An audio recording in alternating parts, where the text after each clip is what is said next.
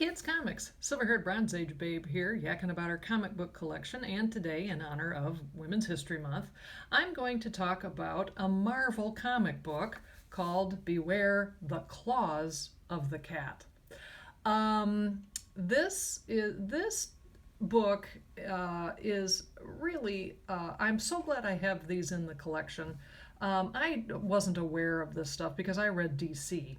But in doing my research in the recent years about women in comics, I came across this book series because it's the first time that any comic book company actually hired a woman to write a female superhero. And it took until 1972 for that to happen.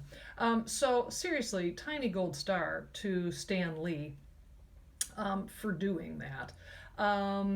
It's actually it's a good story, and the basic gist is that the cat became the cat because she, like Batman, fell victim to street crime. In her case, it was her patriarchal chauvinist husband who got shot.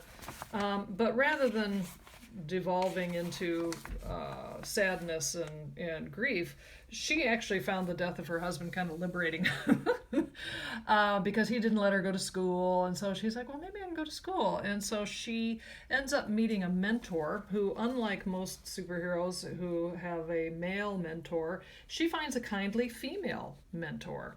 And I'm not going to go through the rest of the story because it's good and you should dig it up yourself. But I think the thing that's interesting about it is that watching how they really tried to put male superhero tropes and kind of shoehorn a woman's perspective on that.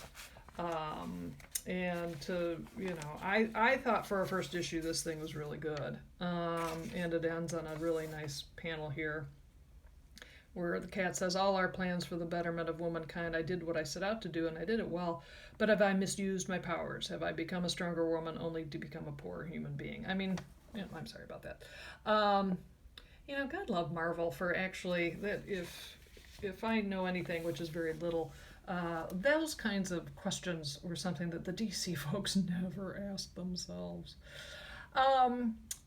For any of you that really care, I found a really interesting article about this book on Marvel's first female superhero written by a woman, comic book feminism 45 years before Wonder Woman. This came out in 2017 by a PhD candidate in Toronto. And basically what she ends up, her final analysis is that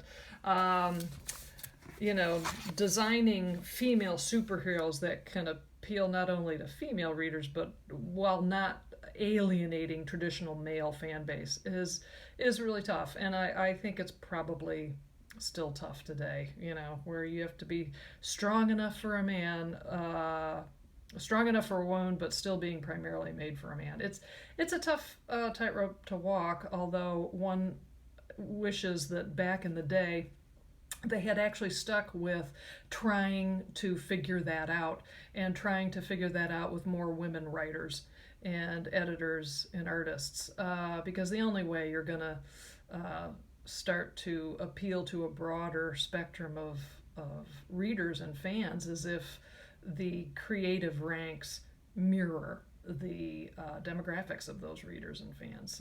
So anyway, so there it is, my very tiny collection of Marvel comics. Beware the Claws of the Cat.